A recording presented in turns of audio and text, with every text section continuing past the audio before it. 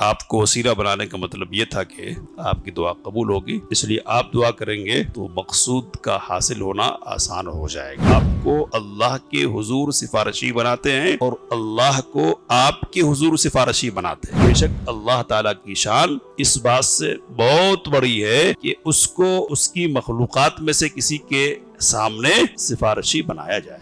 نبی کریم صلی اللہ علیہ وسلم نے پہلی بات پر نکیر نہیں فرمائی کہ آپ کو ہم اللہ کے حضور سفارشی بناتے ہیں۔ بنایا جا سکتا ہے، کسی کو بھی بنا سکتے ہیں، کسی سے بھی دعا کرواتے ہیں، اور طریقہ رہا ہے سلف کا کہ بزرگوں کے ذریعے سے وہ دعا کرواتے رہے، لیکن اللہ کو بندوں میں سے کسی کے حضور سفارشی بنانا یہ غیر مناسب بات ہے۔ کسی سے یہ کہا جائے کہ اللہ کے واسطے آپ میری یہ ضرورت پوری کر دیجئے، میں آپ سے محمد صلی اللہ علیہ وسلم کے واسطے سے مانگتا ہوں، یا فلاں بزرگ کے واسطے سے مانگتا ہوں، آپ میری ضرورت پوری کر دیجئے، اس میں کیا ہے؟ صحیح ہے یہ صحیح نہیں ہے۔ کیوں؟ علم الانسان ما لم يعلم۔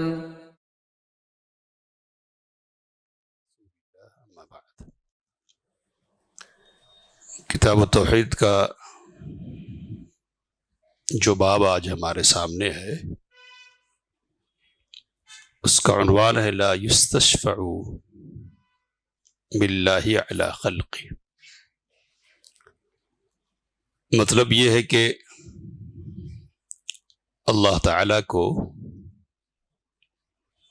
اس کی مخلوق کے سامنے سفارشی نہیں بنایا جا سکتا۔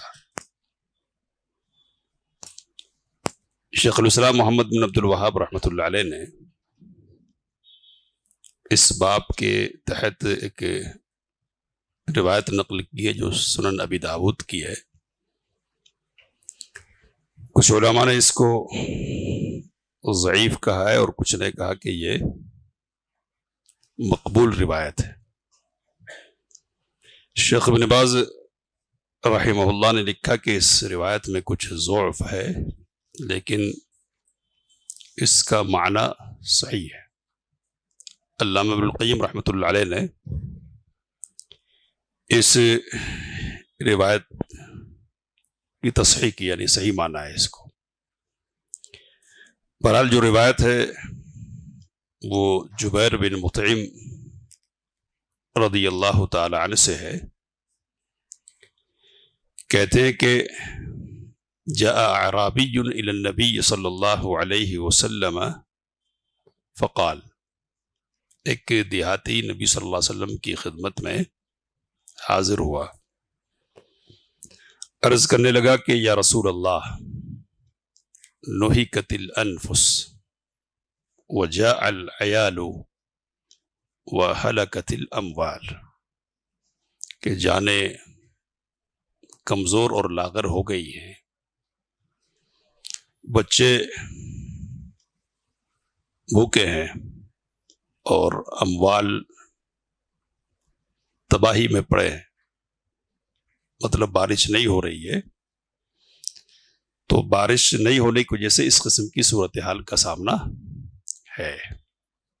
فاستسقی لنا ربک، تو آپ ہمارے لیے اپنے رب سے استسقا کیجیے، یعنی بارش کی دعا فرمائیے۔ بارش کی دعا کے لیے نبی اکرم صلی اللہ علیہ وسلم کی خدمت میں حاضری کے کئی واقعات ہیں۔ نبی صلی اللہ علیہ وسلم کی خدمت میں صحابہ کرام آیا کرتے تھے اور دعا کی درخواست کیا کرتے تھے، اور آپ صلی اللہ علیہ وسلم کو دعا کے لیے وسیلہ بنایا کرتے تھے۔ ظاہر سی بات ہے کہ آپ کو وسیلہ بنانے کا مطلب یہ تھا کہ آپ کی دعا قبول ہوگی، اس لیے آپ دعا کریں گے تو مقصود کا حاصل ہونا آسان ہو جائے گا۔ تو اس لیے نبی اکرم صلی اللہ علیہ وسلم کی خدمت میں حاضر ہوتے تھے۔ مشہور قصہ ہے صحیح بخاری اور صحیح مسلم کا کہ نبی صلی اللہ علیہ وسلم خطبہ دے رہے ہیں کہ ایک شخص آیا اور کہنے لگا کہ اللہ کے رسول صلی اللہ علیہ وسلم مال ضائع ہو جا رہے ہیں، بچے بھوکے ہیں، کچھ اسی قسم کے الفاظ، تو آپ ہمارے لیے دعا فرمائیے۔ تو حضرت انس رضی اللہ تعالیٰ عنہ کی روایت ہے کہ نبی صلی اللہ علیہ وسلم نے دعا کہ اللہم اسقنا اللہم اسقنا۔ تو ابھی آپ صلی اللہ علیہ وسلم منبر سے اترے بھی نہیں تھے کہ گھنا بادل چھا گیا اور بارش ہونے لگ گئی، اور بارش کا سلسلہ ایسا چلا کہ اگلے ہفتے جمعہ کے دن پھر وہ شخص حاضر ہوا اور عرض کرنے لگا کہ اب دوسری وجہ سے ہلاکت ہے۔ تو نبی اکرم صلی اللہ علیہ وسلم نے پھر دعا فرمائی اور کہا کہ اللہم حوالینہ ولا علینا، اے اللہ ہمارے ارد گرد کر دے بارش کو، ہم پر اب بارش مت فرما۔ تو یہ سلسلہ ہوتا تھا۔ حضرت عمر فاروق رضی اللہ تعالی عنہ کے سلسلے میں روایت ہے کہ ان کے زمانے میں جب قحط سالی پڑتا تو وہ حضرت عباس رضی اللہ تعالیٰ عنہ کے واسطے سے دعا کیا کرتے تھے، دعا، اور کہتے تھے کہ اللہم انا کننا نتوسل الیک برسولک، اے اللہ ہم تیرے حضور اپنے رسول، تیرے رسول کا واسطہ بناتے تھے، اور اب ہم رسول کے چچا کا واسطہ بنا رہے۔ تو عباس رضی اللہ تعالیٰ عنہ دعا کیا کرتے تھے۔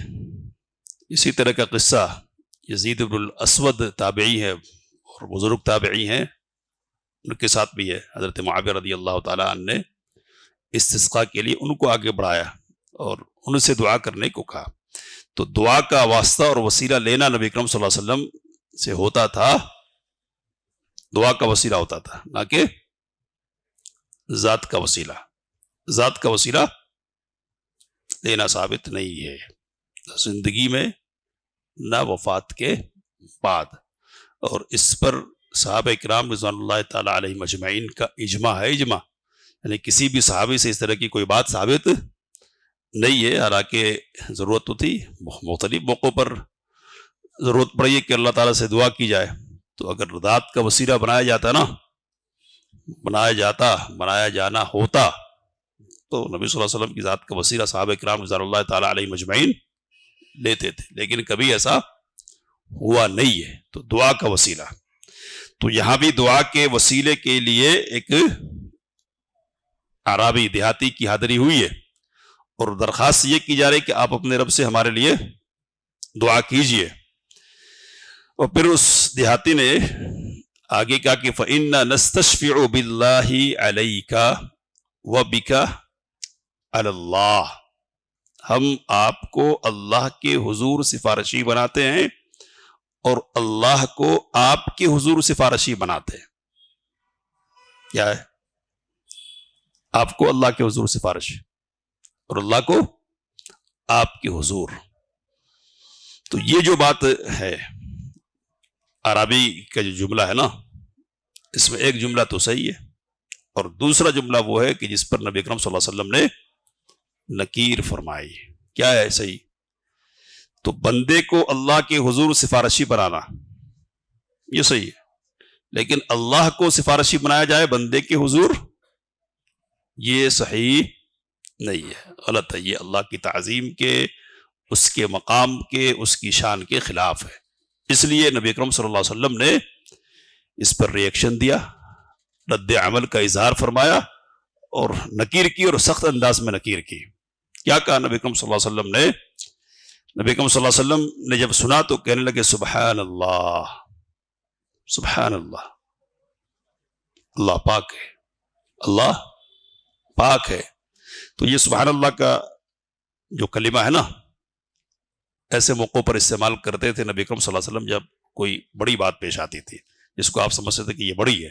اب یہ بڑی بات خیر کے حوالے سے بھی ہو سکتی ہے، اور یہ بڑی بات کیا ہے؟ شر کے حوالے سے بھی ہو سکتی ہے۔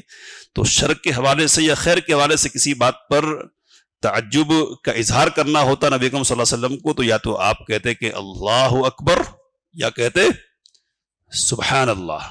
تو اللہ پاک یہاں آپ صلی اللہ علیہ وسلم نے سبحان اللہ کہا، سبحان اللہ، اور اس طرح انداز اختیار کیا نبی اکرم صلی اللہ علیہ وسلم نے کہ صحابی کہتے ہیں کہ فما زال يسبح حتى عرف ذلك في وجوه اصحابه، نبی صلی اللہ علیہ وسلم مسلسل کہتے رہے سبحان اللہ سبحان اللہ، یعنی کیا بات ہو گئی ہے، یہ کیسی بڑی بات کہہ دی گئی۔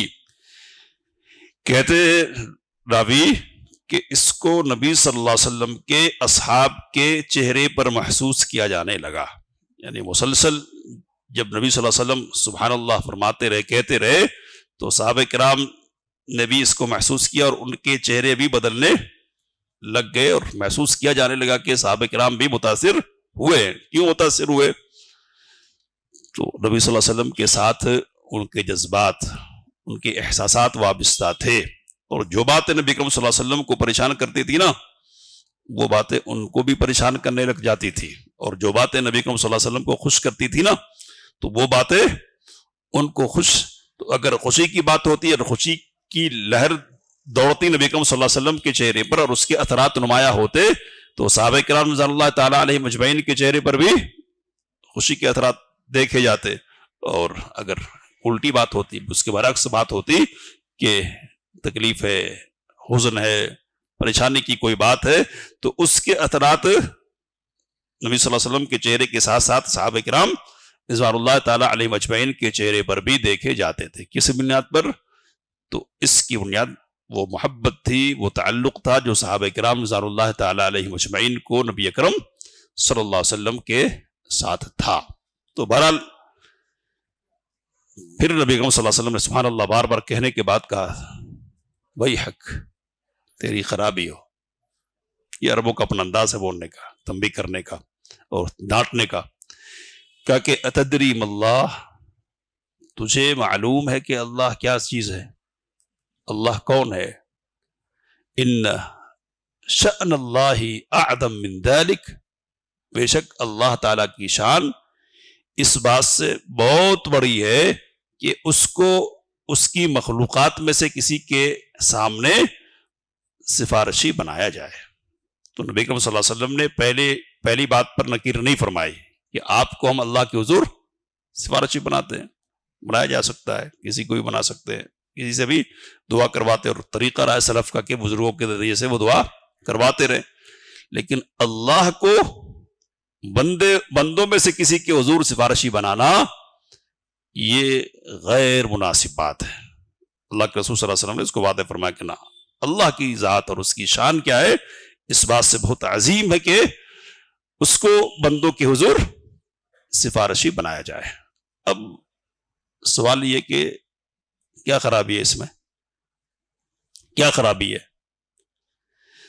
تو کچھ خرابیاں ہیں ہمارے سامنے، ان میں سے پہلی بات یہ ہے کہ شفاعت کی جو حقیقت ہے نا، وہ حقیقت یہ ہے کہ شفاعت میں سوال ہوتا ہے، سوال مطلب مانگا جاتا ہے کہ فلاں کام کر دیجئے، فلاں کی یہ ضرورت ہے پوری کر دیجئے۔ تو سوال کرنا ہے شامل کس میں؟ دعا کرنا شامل ہے کس میں؟ شفاعت میں۔ تو اللہ سے دعا کی جاتی ہے، اللہ سے کسی چیز کی طلب کی جاتی ہے، نہ کہ اللہ کسی سے کرے گا۔ تو سوال سائل نہیں بنتا، اللہ کیا ہے؟ مسئول ہے۔ تو اس لیے یہ غیر مناسب بات ہے کہ اللہ کو کسی کے حضور سفارشی بنایا جائے، یعنی سائل بنایا جائے۔ سائل تو یہ ایک بات ہے، شفاعت کے معنی میں سوال ہے، طلب ہے، دعا ہے، اللہ تعالیٰ سے دعا کی جاتی ہے، اللہ دعا کرتا نہیں ہے۔ تو یہ ایک وجہ ہے۔ دوسری بات اس سلسلے میں علماء نے یہ لکھی ہے کہ شفاعت کی حقیقت میں یہ بات بھی ہے کہ شفاع یشفع مطلب ہوتا ہے جوڑنا۔ کیا ہوتا ہے؟ جوڑنا۔ تو جوڑنا، اب ایک تھے دو ہو گئے، ہے نا؟ تو اب اللہ کو کسی بندے کے ساتھ جوڑا جائے، یہ تو اس کی ذات کی اور اس کی شان کی تحقیر ہے نا، تو اس لیے بھی اللہ کو سفارشی نہیں بنایا جا سکتا۔ تیسری بات اس سلسلے میں یہ ہے کہ جو سفارش کرنے والا ہوتا ہے، عام بات ہے، یہ بالکل واضح بات، کہ اس کی حیثیت مشفوع کے بالمقابل، جس کے پاس شفاعت کی جائے، سفارش کی جائے، اس کے بالمقابل کمتر ہوتی ہے. سمجھ رہے بات؟ سفارش کرنے والا جس کی یہاں سفارش کی جائے اس کے بالمقابل کیا ہوتا ہے؟ کمتر حیثیت اور رتبے کا مالک ہوتا ہے. تو اللہ کو اگر سفارشی بنائیں گے کسی کے حضور تو کیا مطلب نکلے گا؟ کہ اللہ کی حیثیت کو اس کے بالمقابل کیا کر دیا ہم نے؟ کمتر کر دیا. تو یہ بات بھی کیا ہے؟ غلط ہے، تعظیم الہی کے بالکل خلاف بات ہے. تو اس لیے بھی کسی کو سفارش نہیں بنایا جا سکتا. چوتھی بات اس سلسلے میں یہ کہ سفارش میں ایک ذلت کا معنی پایا جاتا ہے. آپ کر دیں، آپ کر دیں، فلاں کی ضرورت ہے. ہوتی ہے کہ نہیں ہوتی؟ یہ بالکل، یہ بھی نمایاں بات ہے. یہ تو عاجزی اور تذلل کا معاملہ ہوتا ہے. سامنے والے کے سامنے جھکنے کی ایک بات ہوتی ہے.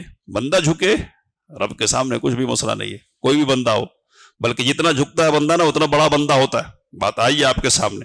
تو اس لیے بندہ جھکے گا مسئلہ نہیں ہے، لیکن رب جھکے بندے کے سامنے یہ تو غیر مناسب بات ہے. تو اس لیے کسی کو سفارش اللہ تعالیٰ کی حضور نہیں بنایا جا سکتا.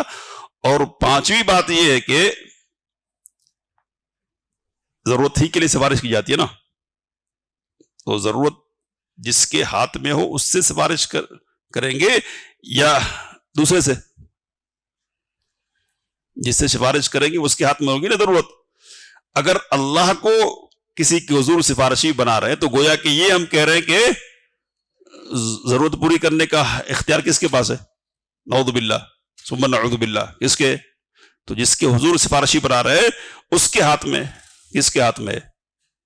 تو سب کچھ اللہ کے ہاتھ میں ہے اور کسی کے ہاتھ میں کچھ بھی نہیں ہے.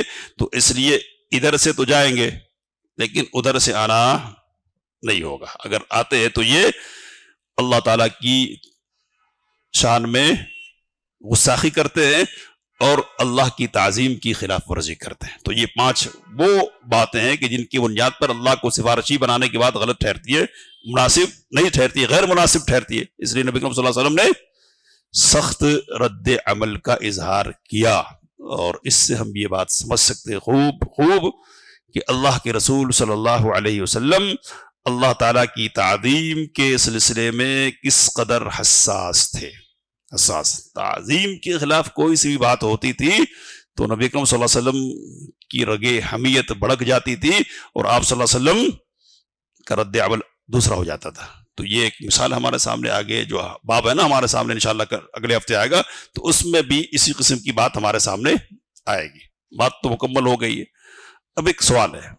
ایک سوال یہ ہے کہ کسی سے یہ کہا جائے کہ اللہ کے واسطے سے، اللہ کے واسطے آپ میری یہ ضرورت پوری کر دیجئے، یہ کہ جملہ. تو اس میں اور یہ جو بات ہمارے سامنے، یہ دونوں میں اشتراک ہے یا افتراق ہے؟ الگ الگ ہے دونوں مسئلے. سمجھ میں آ رہی بات؟ ہم آپ کے حضور اللہ کو سفارشی بناتے یا اللہ سے کہے کہ اللہ میں تجھے سفارشی بناتا ہوں فلاں کے حضور، یہ کہے. دوسری بات یہ ہے کہ کسی سے یہ کہا جائے مخلوقات میں سے کہ اللہ کے واسطے سے آپ سے سوال ہے کہ آپ میری یہ ضرورت پوری کر دیجئے. تو دونوں ایک ہی چیز ہے یا دونوں الگ الگ چیز ہے؟ الگ الگ ہے. اس پر ہماری گفتگو ہو چکی ہے تفصیل سے. اگر فتنے میں پڑنے کا ڈر نہیں ہے اور کچھ شرطیں ہیں ان کی تکمیل ہوگی تو اللہ کا واسطہ دینے میں حرج کی بات نہیں ہے. اور اس واسطے میں بات یہ ہوتی ہے پوشیدہ کہ ہر بندے کے اوپر اللہ کا حق ہے نا، یہ نہیں ہے؟